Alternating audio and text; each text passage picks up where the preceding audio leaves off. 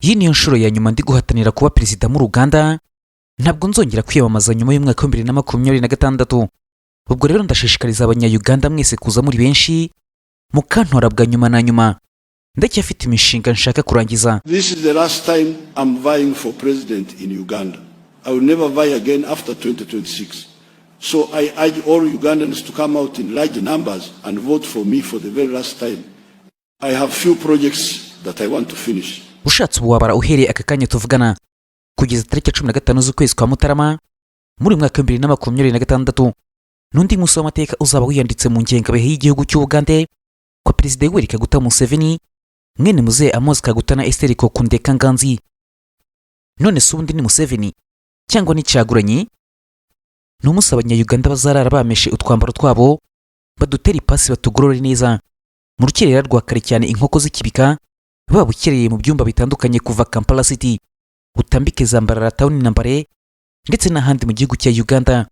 Ikizaba kigezweho ni tumutore yiyamamaje neza n'umunsi w'amatora muri Uganda nkubwira. Ariko so wabuze amateka ajyanye n'amatora yo muri Uganda? None se ubundi gutora mu buryo bw'iriwe byatangiye ryari? Ninde wa mbere watowe n'abanya-Uganda? Ubwo nyine nguhaye ikaze. Kakanya nsubiye mu mwaka wa 2025 hari ku itariki 21 z'ukwezi kw'Ukwakira ku mwaka wa 2025.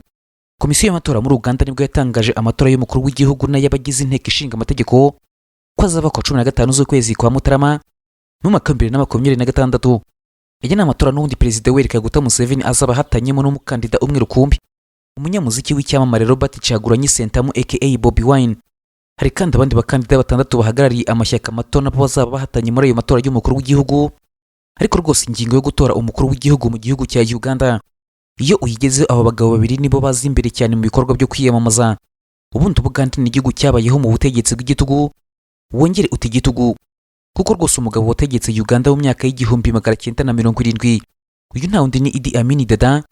Yari yihariye ukwe rwose, ni umugabo utarigeze na rimwe yihanganira abagerageje kumurwanya byagira kuba batavuga rumwe agasya tanzitse. Kugira ngo byumve neza ubu aka kanya uramutse ugeze mu gihugu cya Uganda mu mujyi wa Fort Portal hari umuhanda ukomeye witwa Maribo Road. Uyu ni umuhanda witiriwe umurwanyi wabaye igihe kirekire mu mutwe wa Fronasa warwanyije Idi Amin Dada. Uyu murwanyi yari umurwanyi wa hafi na Yoweri Kaguta Museveni ndetse n'abandi benshi amateka yabo yose arahari muri Uganda. Barasiwe ku muhanda imbere y'abanya-Uganda n'imiryango yabo ku butegetsi bwa Idi Amin Dada. Ibi rero rwose birakwereka amateka y'ubutegetsi bwa Uganda ko bwabayeho mu myaka y'1970 mbere y'uko Yoweri Kaguta Museveni ayobora iki gihugu. Nsubiye mu mwaka w'1958 ubwo ni mbere yaho igihugu cy'Ubuganda kibona ubwigenge, kuko cyabonye ubwigenge ku itariki ya 9 z'ukwezi kwa 10 ku mwaka w'1962 kibuvanye ku gihugu cy'Ubwongereza. Rero muri uwo mwaka w'1958 muri Uganda habaye amatora yaragamije guhitamo abahagararira abandi mu nteko ishinga amategeko y'icyo gihe, ibyitwa Legislative Council. Amatora yabaye hagati ya tariki 20 na 24 z'ukwezi kw'Ukwakira mu mwaka w'1958. Icyo gihe imibare yerekana ko habonetse abantu bagera ku 534 n'abantu 326 batoye bahagarariye hafi 86 by'abari biyandikishije. Icyo gihe byari bitangaza bikomeye kuko muri Uganda ubwami bwari bukomeye ku muco wabwo rwose ku rwego rukomeye, kuko rwose ubwami bwa Buganda bwanze kwitabira ayo matora busaba ko aba bahagararira batorwa n'inteko yabo y'ubwami gusa, ibyo bitari ukiko aho gutorwa n'abaturage. Ariko rwose byarangiye amatora abaye maze ishyaka rya Uganda Nation Congress cyangwa se UNC ritsinda amatora ryegukana imyanya 5 mu myanya 10 yari guhatanirwa. Ishyaka rya Democratic Party cyangwa se DP ryegukanye umwanya umwe ndetse abakandida bigenga begukanye imyanya 4. Iyo matora yo mwaka w'1958 yabaye intambwe ikomeye mu gutegura Uganda kwikura mu maboko y'Abongereza, bituma havaho uburyo bwo gushyiraho abahagarariye abaturage binyuze mu kubatoranya mu bandi. Ibi byo kunoma.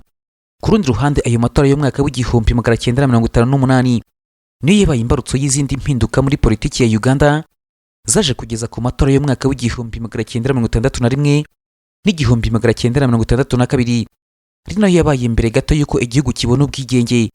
Bigeze nyine hagati y'umwaka w'1961 n'1962 habaye andi matora mbere gato yuko Uganda ibona ubwigenge ku itariki ya 9 z'ukwezi kw'Ukwakira ku mwaka w'1962. Amatora yo mu mwaka w'igihumbi magana cyenda na mirongo itandatu na rimwe yatsinzwe n'ishyaka rya Democratic Party cyangwa se DP, naho ayo mu mwaka w'igihumbi magana cyenda na mirongo itandatu na kabiri atsindwa n'impuzamashyirahamwe rya Uganda People's Congress cyangwa se UPC hamwe n'umwami Kabaka. Aha rero ibintu byari bihinduye isura mu buryo bwihariye.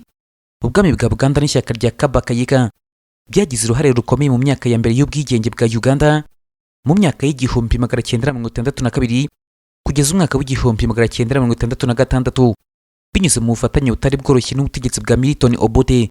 Umva uko byagenze icyo gihe kugira ngo ishyaka rya Uganda People's Congress ritsinde amatora y'umwaka w'igihumbi magana cyenda na mirongo itandatu na kabiri ryihurije hamwe n'ishyaka rya Kabaka. Iri huriro niryo ryagejeje Uganda ku bwigenge, bituma Obote aba minisitiri w'intebe mu mwaka w'igihumbi magana cyenda na mirongo itandatu na gatatu. Binyuze muri ubwo bufatanye, umwami wa Buganda Sir Edward Mutesa wa kabiri yatorewe kuba perezida wa mbere wa Uganda, ariko afite inshingano nk'umunyacyubahiro gusa, ibyitwa ceremonial president, mu gihe ububasha bw'ubutegetsi bwari mu maboko ya minisitiri w'intebe ariwe Milton Obote. Ariko kera si kera rwose, bigeze mu mwaka w'igihumbi magana cyenda na mirongo itandatu na kane ubwumvikane buke bwaratangiye bitewe n'ikibazo cy'intara zakuwe kuri Bunyoro zigahabwa Buganda mu kiswe Lost Counties. Nyuma ya referandumu izo ntara zasubijwe Bunyoro, bituma ubumwe bw'ishyaka rya UPC ya Milton Obote na Kabaka busenyuka. Umwiryane utangira gututumba muri ubwo buryo. Amakimbirane yageze ku gasongero mu mwaka w'igihumbi magana cyenda na mirongo itandatu na gatandatu mu bihe byiswe Uganda Crisis. Obote wari minisitiri w'intebe yahagaritse itegeko nshinga ry'igihugu, yambura Edward Mutesa wa kabiri ububasha bwo kuba perezida, maze yohereza ingabo zayoborwaga na Idi Amin Dada gutera ingoro y'umwami Imengo. Maze ubwo Kabaka Mutesa wa kabiri ahungira mu Bwongereza, cya gihugu cyahoze gikoloniza Ubugande, aho yaje gutanga mu mwaka w'igihumbi magana cyenda mirongo itandatu n'icyenda. Ariko ubwo nyine mbere yaho gato mu mwaka w'igihumbi magana cyenda mirongo itandatu na karindwi, Milton Obote yashyizeho itegeko nshinga rishya ryakuragaho ubwami bwose muri Uganda, maze ishyaka rya Kabaka rivanwaho mu mwaka w'igihumbi magana cyenda mirongo itandatu n'icyenda. Iki gihe cyasize icyuho gikomeye hagati y'ubwami bwa Buganda n'ubutegetsi bwa leta ya Uganda, kinatuma igihugu cyinjira mu bihe by'ubutegetsi bushingiye ku ngufu za gisirikare. Muri ibyo bihe nyine Idi Amin Dada yari umusirikare ukomeye. Nkiraha mu mpinduka zatangiye kwigaragaza mu gihugu cya Uganda mu kwezi kwa Gicurasi k'umwaka w'igihumbi magana cyenda mirongo itandatu na gatandatu, Milton Obote wari minisitiri w'intebe akimara kwirukana Kabaka Mutesa wa kabiri akoresheje ingufu z'igisirikare nyuma yo gutera ingoro ye Imengo, Milton Obote yahise ahinduka perezida.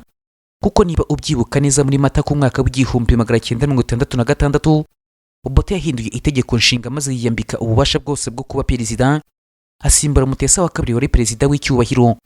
Ubwo rero Milton Obote ahita aba umugabo wa kabiri ubaye perezida wa Uganda kuva mu mwaka w'igihumbi magana cyenda mirongo itandatu na gatandatu kugeza umwaka w'igihumbi magana cyenda mirongo irindwi na rimwe, ubwo nawe yahirikwaga na Idi Amin Dada. Aha rero akimara guhirikwa, ibintu byahinduye isura bundi bushya. Ku butegetsi bwa Idi Amin Dada, Abanya-Uganda benshi barahunga.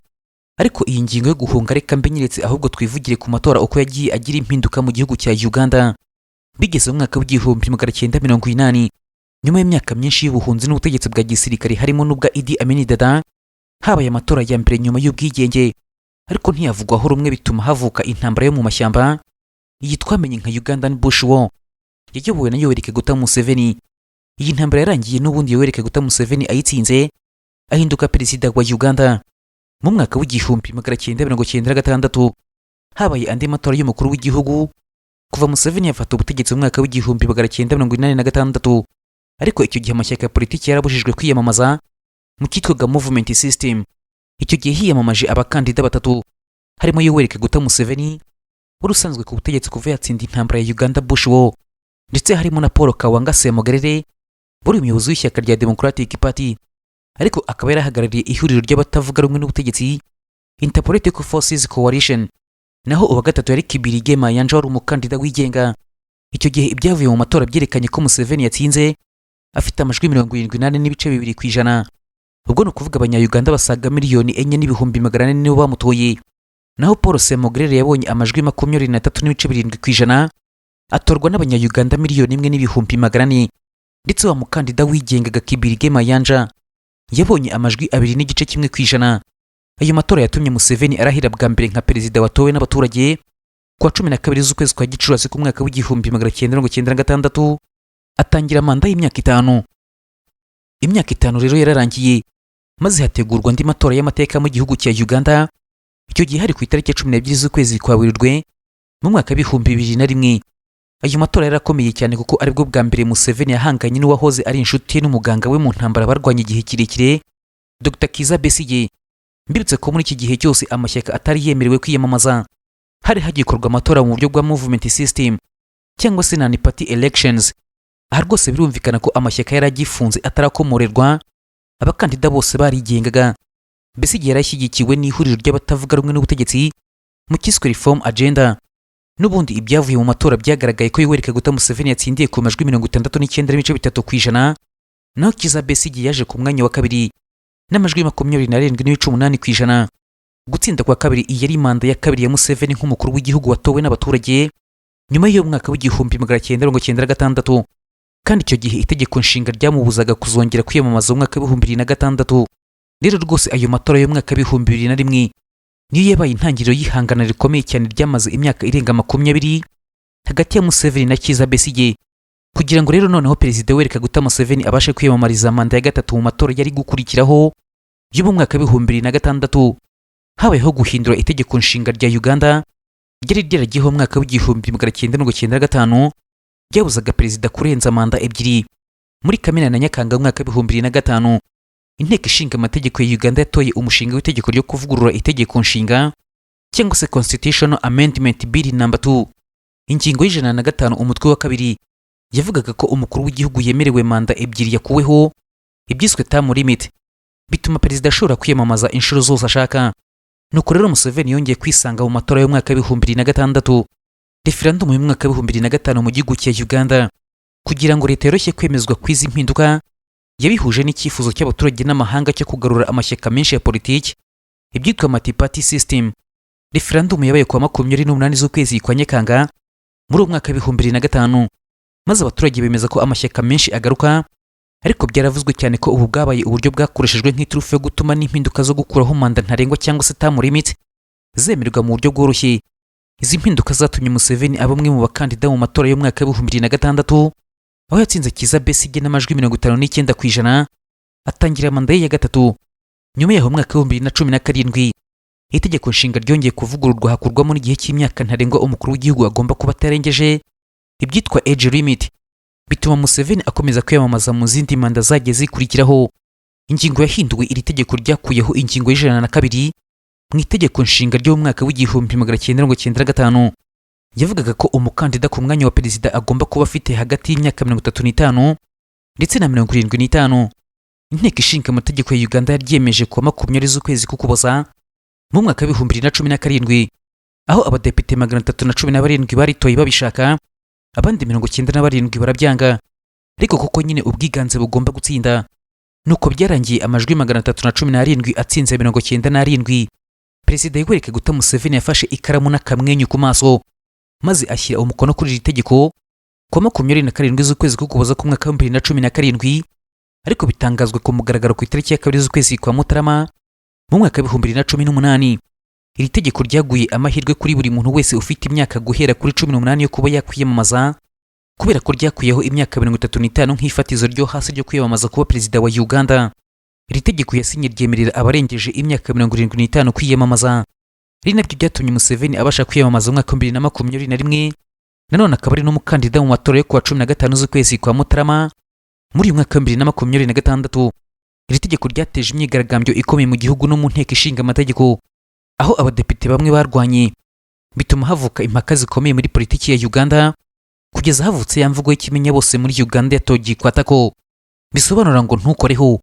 Ibyo rero bya togikwatako Bobi Wine yabyakiriye hejuru, maze koko ntukoreho iba ntukoreho. None se uyu munsi ko bahanganye mu matora bizarangira bite? None se koko togikwatako izaba togikwatako? Reka tubitegereze. Mwakoze cyane rero mwese twabanye n'iki kiganiro, dusubire ubutaha, ndabakunda cyane kandi Imana ibarinde.